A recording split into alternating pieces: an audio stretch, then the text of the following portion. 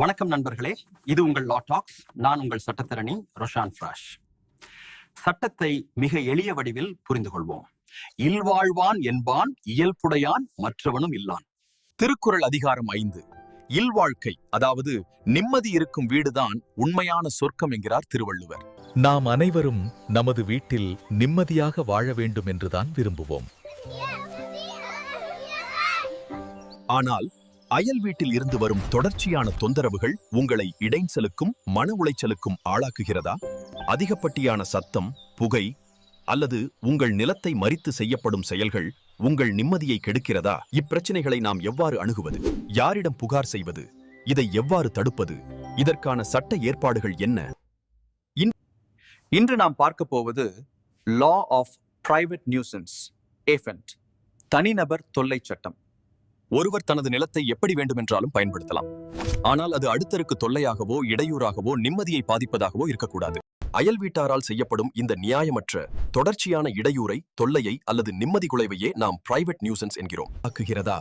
உதாரணமாக, நள்ளிரவில் அதிக சத்தத்துடன் இசை ஒலிக்க விடுவது, உங்கள் வீட்டுச் சுவரை ஒட்டி அசுத்தமான நீரை வெளியேற்றுவது, சூரிய வெளிச்சத்தையும் காற்றையும் தடுக்கும் வகையில் அத்துமீறி கட்டுமானம் செய்வது, மரக்கிளைகள் ஆபத்தாக உங்கள் வீட்டிற்கு மேல் நீட்டிக்கொண்டிருப்பது. சுகாதாரம் அற்ற வணிக ரீதியான விலங்கு வளர்ப்பும் பிரைவேட் நியூசன்ஸ் ஆகும். அதிக புகை, துர்நாற்றம், தூசி போன்றவையும் இதில் அடங்கும். பாதிப்போம். இப்படி ஒரு பாதிப்பு உங்கள் அண்டை வீட்டாரால் ஏற்பட்டால் என்ன செய்வது? அண்டை வீட்டாரிடம் சுமூகமாக பேசி பாருங்கள். பல நேரங்களில் பேச்சின் மூலம் தீர்வு கிடைக்கும். இது பயனளிக்காவிட்டால் உங்கள் பிரதேச PHI, டெக்னிக்கல் ஆபீசர்ஸ், உள்ளூராட்சி அதிகார சபை போன்றோரிடம் புகார் அளிக்கலாம். அதுவும் பயனளிக்காவிட்டால் நீங்கள் நீதிமன்றத்தை நாடலாம். இதன்போது மேற்சொன்னவர்களின் உங்கள் பக்க நியாயத்தை வலுச்சேர்க்கும் சாட்சிகளாக அமையும். பிரைவேட் நியூசன்ஸ் என்பது கிரிமினல் குற்றம் அல்ல.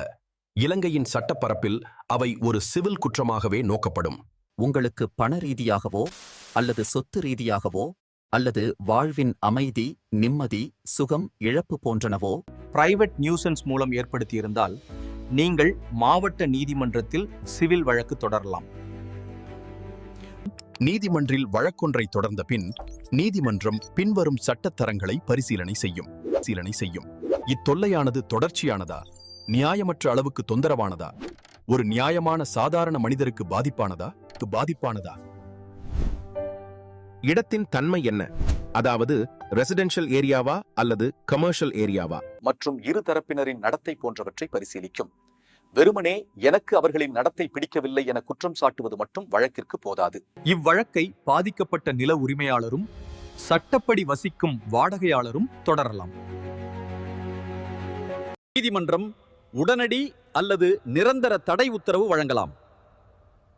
இனவேதனை, சொத்து சேதம், சுகாதார பாதிப்பு போன்றவற்றிற்கு நஷ்டஈடு கொடுக்குமாறு பாதிப்பை ஏற்படுத்தியவர்களை பணிக்கலாம். புரிந்து கொள்வோம். மரக்கிளைகள், சுவர், கழிவு போன்றவற்றை முழுமையாக அகற்ற உத்தரவும் செய்யலாம். சட்டம் என்பது அனைவருக்குமானது. நிம்மதியாக வாழ்வது நம் உரிமை. நாம் மற்றவர்களுக்கு தொல்லை கொடுக்காமல் வாழ்வதும் பிறர் நமக்கு கொடுக்கும் அநீதியை சட்டப்படி எதிர்ப்பதும் ஒரு விழிப்புணர்வுள்ள குடிமகனின் கடமையாகும். இந்த தகவல் உங்களுக்கு பயனுள்ளதாக இருந்தால் உங்கள் நண்பர்களுக்கும் பகிருங்கள். இது போன்ற சட்ட தகவல்களுக்கு நமது லா டாக்ஸ் சேனலை தொடர்ந்து பாருங்கள். மேலும் இது போன்ற சட்ட விளக்கங்களை அறிய ஃபாலோ பண்ணுங்க, சப்ஸ்கிரைப் பண்ணுங்க. மறக்காம அந்த பெல் பட்டனையும் தட்டிவிட்டு போங்க. சட்டத்தை மிக எளிய வடிவில் புரிந்து கொள்வோம்.